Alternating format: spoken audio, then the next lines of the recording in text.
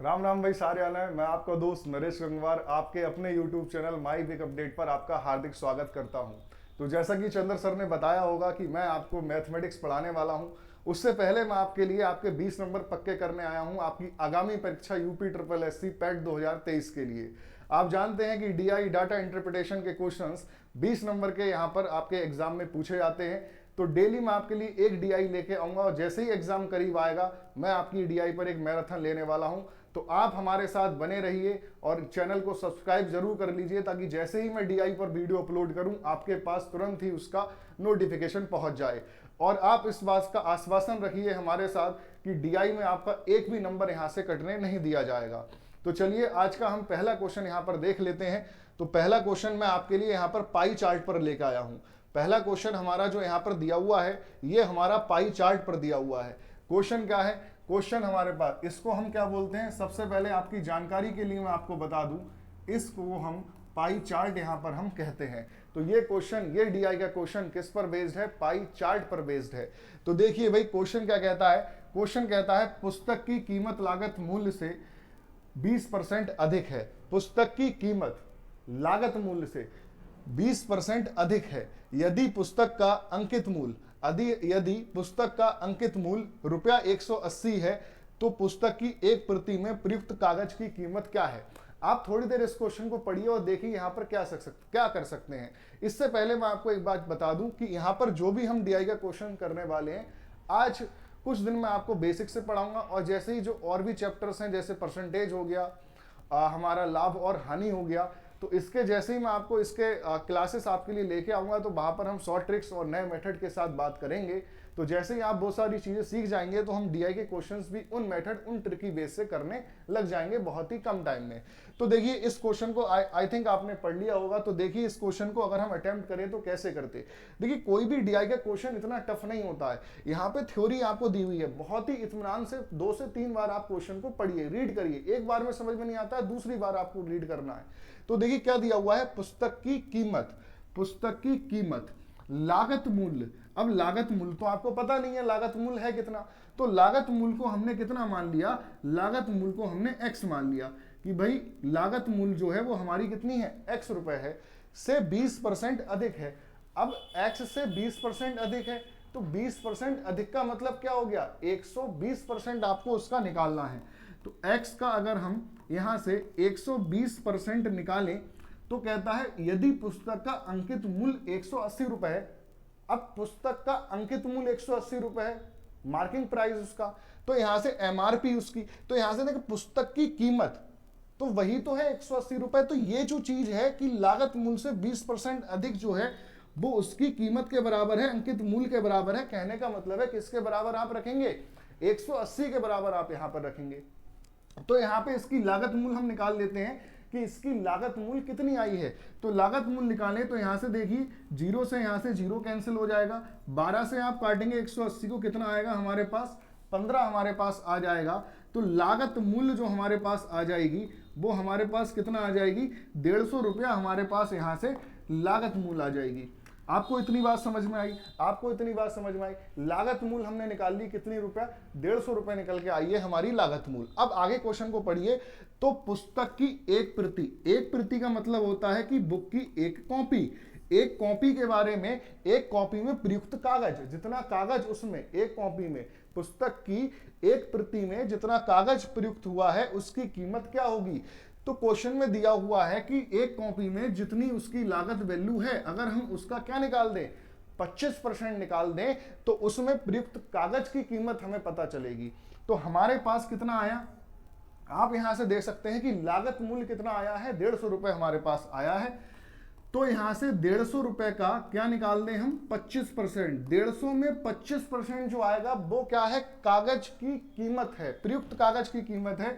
तो 0 से 0 जाएगा, 15 और 25 की आप गुणा करेंगे 375 आपको देखने को मिलेगा, बटे में 10 लगा हुआ है।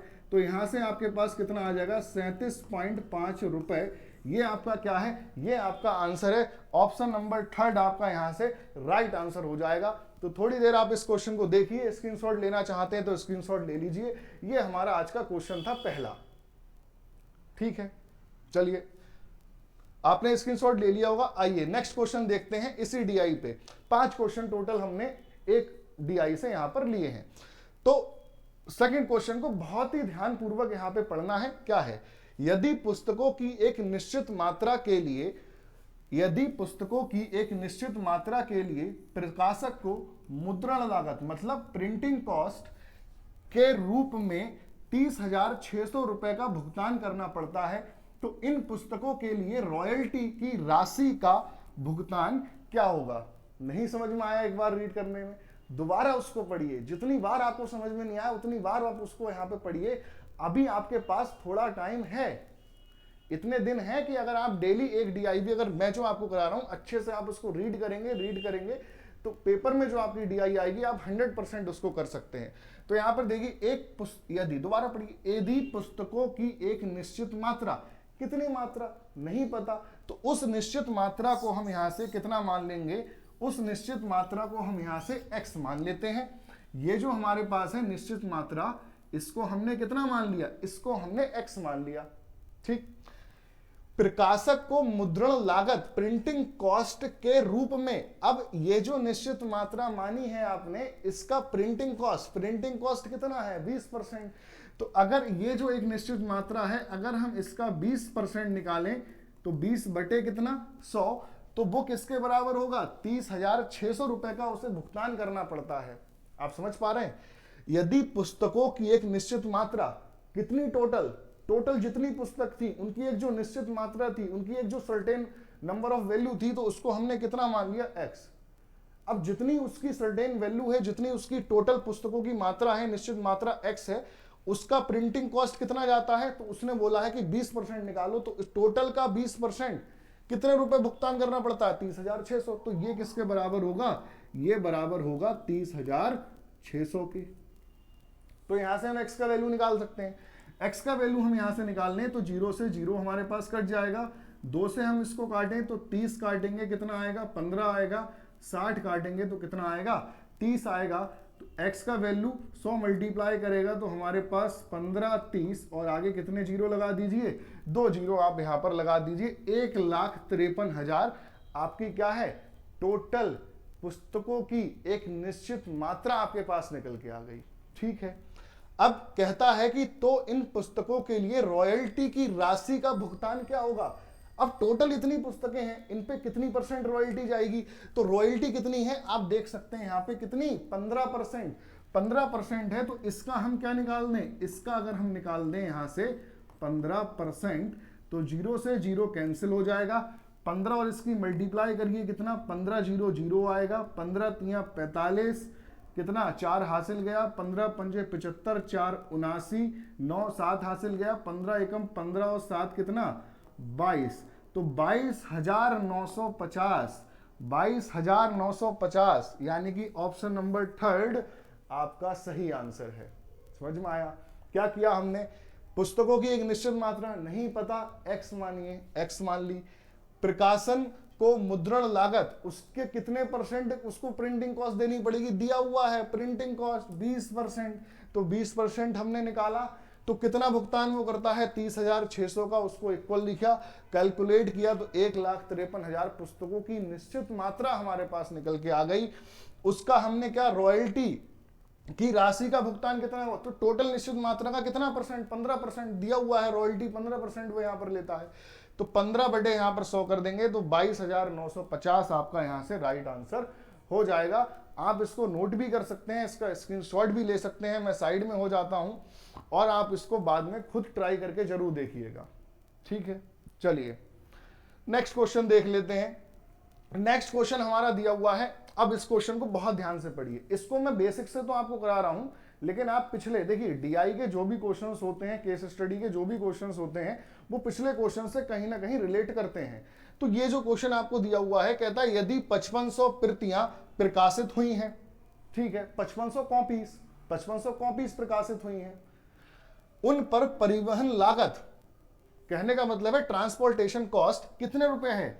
82,500 रुपया है। तो पुस्तक का विक्रय मूल्य क्या होना चाहिए ताकि प्रकाशक, जो प्रकाशक है वो कितना लाभ कमा सके? 25% का लाभ कमा सके। तो आप इस क्वेश्चन को देखिए कैसे कर सकते हैं। पहले मैं आपको बेसिक से बताऊंगा, फिर मैंने जैसा कि बताया कि डीआईए क्वेश्चन कहीं ना कहीं अपने पिछले क्वेश्चन से रिलेट करते हैं, तो वहां से आप इसको चुटकी बजाते कर सकते हैं। तो देखिए यहां पर कहता है यदि 5500 प्रतियां प्रकाशित हुई उन पर परिवहन लागत, तो हमने यहां पर मान लिया कि भाई टोटल जो कुल खर्चा हुआ, जो यहां पे हमने मान लिया कि जो कुल खर्चा यहां पर हुआ है, कुल खर्चा जो यहां पर हुआ है टोटल, वो हमने कितना मान लिया, वो हमने x मान लिया। कुल खर्चा प्रतियों पर, कुल प्रतियों पर टोटल जो खर्चा हुआ है वो हमने कितना मान लिया, x मान लिया। अब ये कहता है उन पर परिवहन लागत, पर ट्रांसपोर्टेशन कॉस्ट कितना आ जाता है, आप देखिए ये लिखा हुआ है कितना 10%। तो इसका 10% अगर हम निकालें तो इसका 10%, तो x का 10%, x का 10% आप निकालेंगे तो कितना आएगा, x/10 आपके पास आने वाला है, x/10। तो ट्रांसपोर्टेशन कॉस्ट, ये x/10 जो ट्रांसपोर्टेशन कॉस्ट जो खर्चा हमारा आ गया वो किसके बराबर है, 82,500 के बराबर है। तो ये चीज किसके बराबर रहेगी, तो ये x हमारे पास कितना, x/10 किसके बराबर रहेगा, 82,500 के हमारे यहां पर बराबर रहेगा। तो यहां पर x कितना आ जाएगा, x हमारे पास आ जाएगा 82,500 और आगे एक जीरो और लगा देंगे, 8,25,000 कुल खर्चा हुआ है। यानी कि कुल खर्चा, जितनी भी प्रतियां हमने मानी थी, जितनी कॉपीज हमने मानी थी, उन पर टोटल खर्चा हम कितना लेके चले थे, वो हम x लेके चले थे। उस पर ट्रांसपोर्टेशन कॉस्ट जब हमने लगाई कितना 10% और उस पर खर्चा 82,500 आया था, तो कुल कॉपी उस पर कुल खर्चा कितना आ गया, 8,25,000। अब कॉपियां कितनी थी, प्रतियां कितनी थी, प्रतियां थी 5500। तो अगर मैं यहां पर, तो टोटल प्रतियां, अगर मैं यहां पर एक प्रति यानी कि एक कॉपी का खर्चा निकालूं तो ये आएगा 8,25,000, 8,25,000 और बटा में कितना आएगा, बटा में हमारे पास x आएगा। ठीक है, एक प्रति की इतनी लागत है, इतना खर्चा हुआ है, तो 5500 प्रतियों पर कितना हुआ होगा, तो x की वैल्यू हम कितनी रख देंगे, x की वैल्यू हम 5500 यहां पर रखेंगे, तो 8,25,000 और बटे कितना आ जाएगा, 5500 हमारे पास आ जाएगा। ठीक है, अब यहां से जीरो से जीरो आप काटिएगा। ठीक है, यहां से 11 से आप काटेंगे, 11 पंजे 55, 11 सत्ते 77, 5 11 पंजे 55 और जीरो का जीरो 5 से काटेंगे, कितना आएगा, 150 आपका यहाँ पे आने वाला है। मैं थोड़ा सा इसको क्लियर कर देता हूँ। ये इतना ये क्या आ गया आपके पास, ये आ गया 150 रुपया। 150 रुपये क्या आया, आपकी कॉस्ट प्राइस भी तो थी। अब 150 रुपये यहां से आपने कॉस्ट प्राइस निकाल ली, एक प्रति पे जो कॉस्ट प्राइस आई, जो क्रय मूल्य आया, वो क्रय मूल्य कितना है, 150 रुपया है। तो विक्रय मूल्य क्या होना चाहिए, अगर उसको 25% लाभ कमाना है, तो ये जो 150 दिया है, ये जो क्रय मूल्य दिया है, इसका कितना निकाल देंगे, 125%।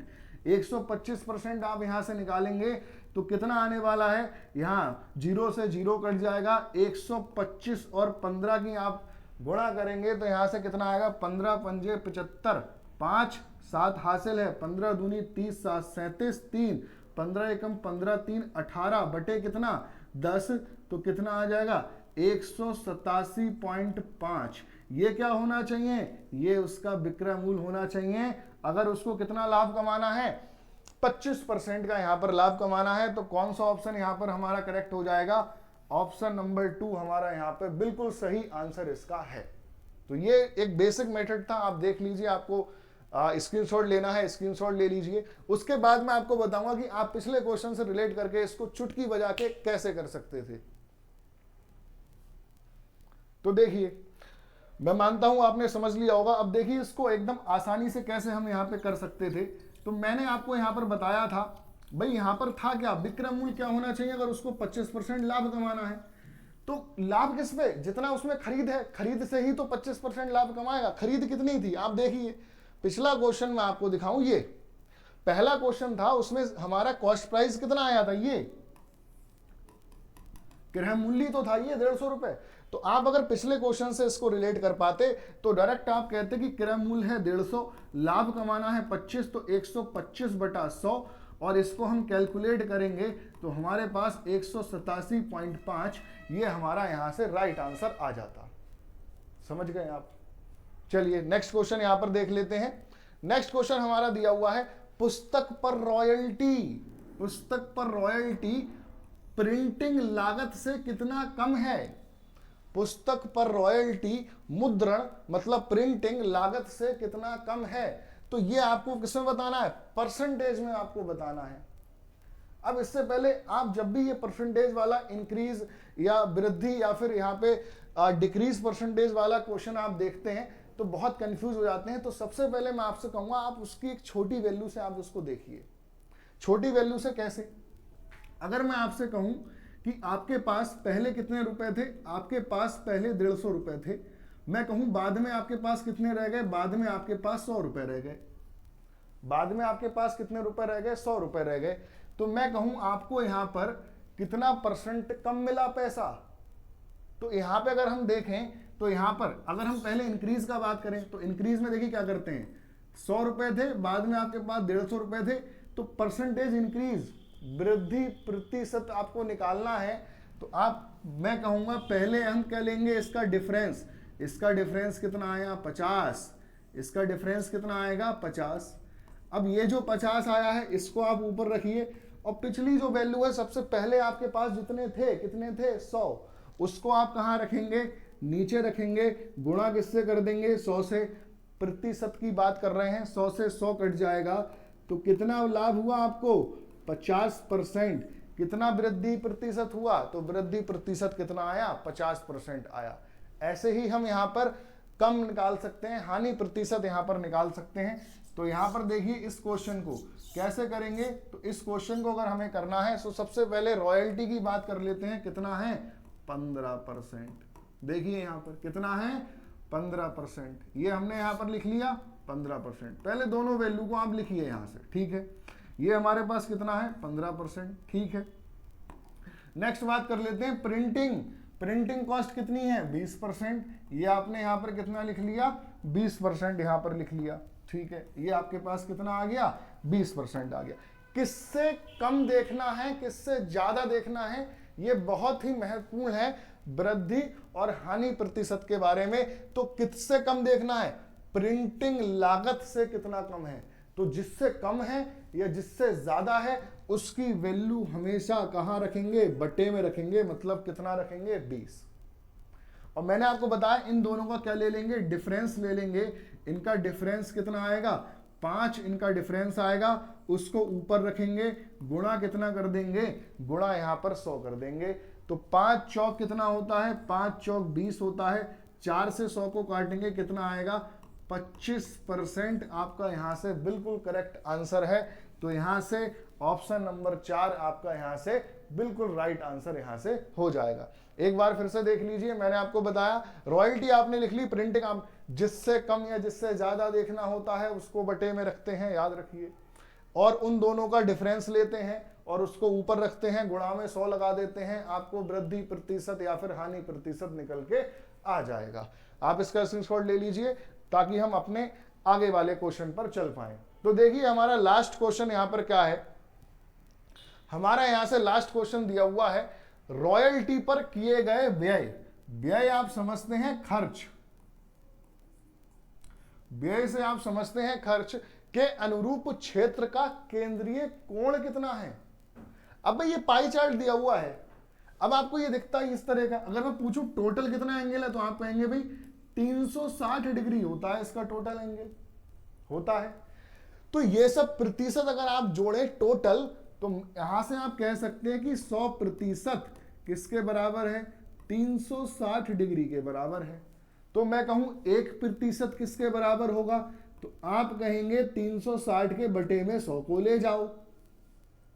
100 को ले गए, 0 से 0 गया, नीचे जितना 0 है उतने डिजिट के बाद डेसिमल आ जाएगा, हमारे पास दशमलव आ जाएगा। तो 3.6 डिग्री ये हमारे पास आ गया। 1% अगर यहाँ पे क्षेत्र यहाँ पे गिरेगा तो उसमें कितना एंगल होगा? 3.6 डिग्री होगा। अब यहाँ पे रॉयल्टी कितनी है तो आप जानते हैं 15%। तो इसने क्षेत्र में कितना एंगल, ये एंगल आपको बताना है कितना होगा। तो भाई 15 की अगर मैं इधर मल्टीप्लाई कर दूं तो 3.6 डिग्री की मल्टीप्लाई किससे कर दूंगा, 15 से। 15 छक्का कितना होता है 90, 9 गया, 15 तिया 45 और 9 कितना 54, जीरो के बाद डेसिमल आ जाएगा तो कितना भाई 54 डिग्री। तो कितना एंगल बनेगा यहाँ पे 54 डिग्री आपका यहाँ से राइट आंसर हो जाएगा। कौन सा, ऑप्शन नंबर 3 आपका यहाँ से राइट आंसर हो जाएगा। ठीक है, तो ये हमारी एक आज DI थी पाई चार्ट पे। मैं आशा करता हूं आपको बहुत अच्छे से समझ में आई होगी। आप इसको दोबारा से अपने आप जरूर करके देखिएगा। और आज के साथ हम इसी क्लास को समाप्त करते हैं। तो डेली हम क्लासेस में आपके लिए DI के बहुत अच्छे क्वेश्चंस लेके आता रहूंगा और आपके 20 नंबर पैट में पक्के कराने की जिम्मेदारी मेरी है। आप भरोसा रखिए, चैनल को सब्सक्राइब जरूर कर लीजिए, लाइक करिए, वीडियो को शेयर करिए। जो भी आपके दोस्त पैट एग्जाम दे रहे हैं उनके साथ इस वीडियो को शेयर करें। धन्यवाद।